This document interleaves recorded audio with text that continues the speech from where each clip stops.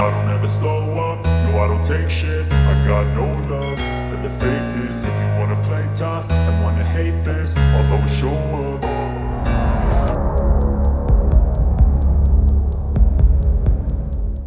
Russian forces are closing in on the strategic city of Bakhmut, giving Ukraine a tough choice to make. Ukraine could soon face a tough decision over tactically withdrawing from Bakhmut in the eastern Donetsk region, as the fate of the city hangs in balance. Bakhmut has been intensely fought over by Russian and Ukrainian forces for months, with Moscow viewing its capture as a strategic goal and a way to cut Ukrainian supply lines in Donetsk. Russian officials recently claimed that Moscow's forces have almost entirely encircled Bakhmut. On Wednesday, one special forces commander said Russian troops now occupied several streets in the city. Ukraine disputes how far Russia has advanced into Bakhmut, although it concedes, in line with Western defense analysts, that Russian forces are edging in on the city after making small but incremental advances in the surrounding area. Still, Kyiv is vowing to fight on for now, with Ukraine's President Zelensky stating last week that nobody will give away Bakhmut. "We will fight for as long as we can. We consider Bakhmut our fortress." Russia is meanwhile throwing all the manpower and artillery it can muster at Bakhmut, as it looks to present a victory to the Russian public ahead of the first anniversary of the Moscow-styled special military operation on February 24th.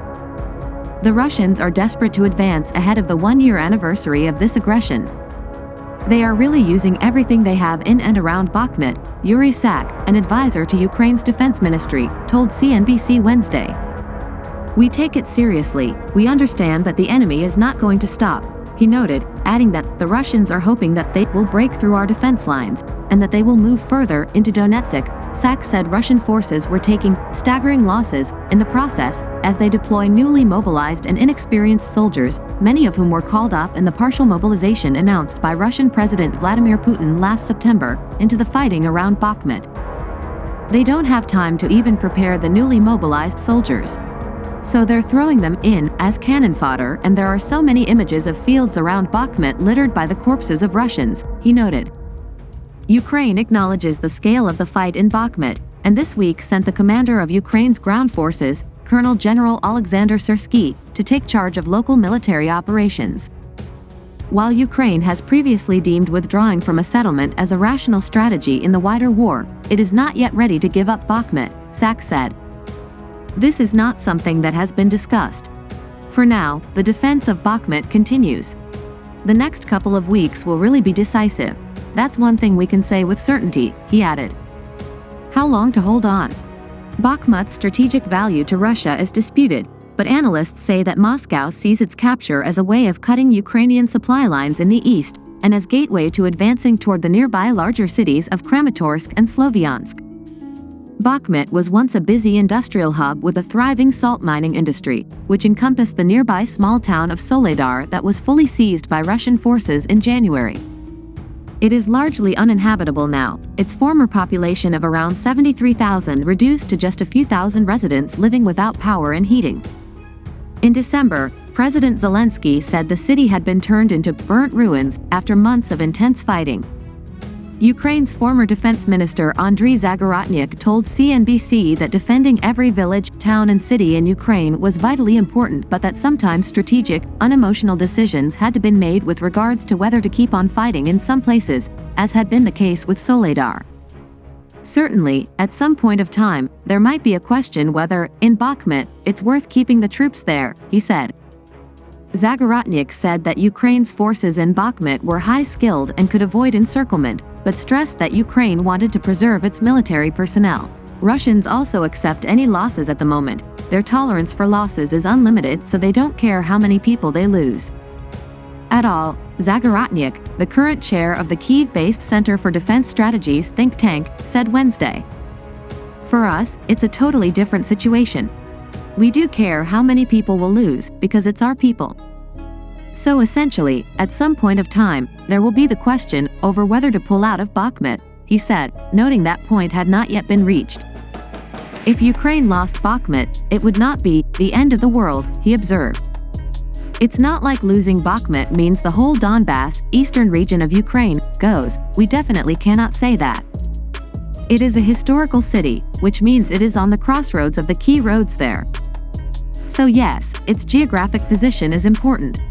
And that's one of the key reasons why it was decided that it needs to be kept longer. But it's not like we should be accepting any losses to keep it, absolutely not. Russia quietly confident. In the meantime, Russia is quietly confident it can capture Bakhmut, as it looks to present some tangible success, 1 year on from its invasion of Ukraine, an action that has largely isolated Moscow on the global stage and deeply destabilized its economy. Russia's defense minister Sergei Shoigu said on Tuesday that military operations were progressing successfully around Vuhledar and Bakhmut, which Russia calls Artemovsk. On Wednesday, Russian media reported comments from a Russian Special Forces commander, who claimed Russian units were advancing into Bakhmut. Combat operations to block Artemovsk, Bakhmut, are being carried out successfully. Significant progress has been made on the right side of the city. Several large streets are occupied. Many analysts have likened the Battle of Bakhmut to the bloody and muddy attritional warfare of World War I, as Russia tries to slowly but surely wear down Ukraine's troops, a tactic that has arguably had some success, according to Jamie Shea, a former NATO official and international defense and security expert at think tank Chatham House.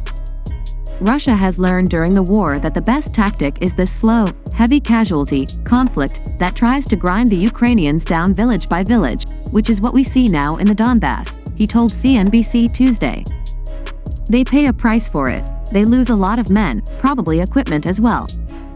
But at the end of the day, they got Soledar and they seem quite close to capturing Bakhmut, maybe surrounding the Ukrainians who are defending Bakhmut. And, to be frank, and it's not nice to say, they're killing also a lot of Ukrainian soldiers. Shea said that the balance of forces was obviously tipped in Russia's favor, noting that the Ukrainians can less afford to lose troops than Russia. Russia is sacrificing conscripts in all this, whereas Ukraine has its best troops in the Donbass, their battle-hardened troops. Ukraine has denied its soldiers are in danger of being imminently surrounded in Bakhmut.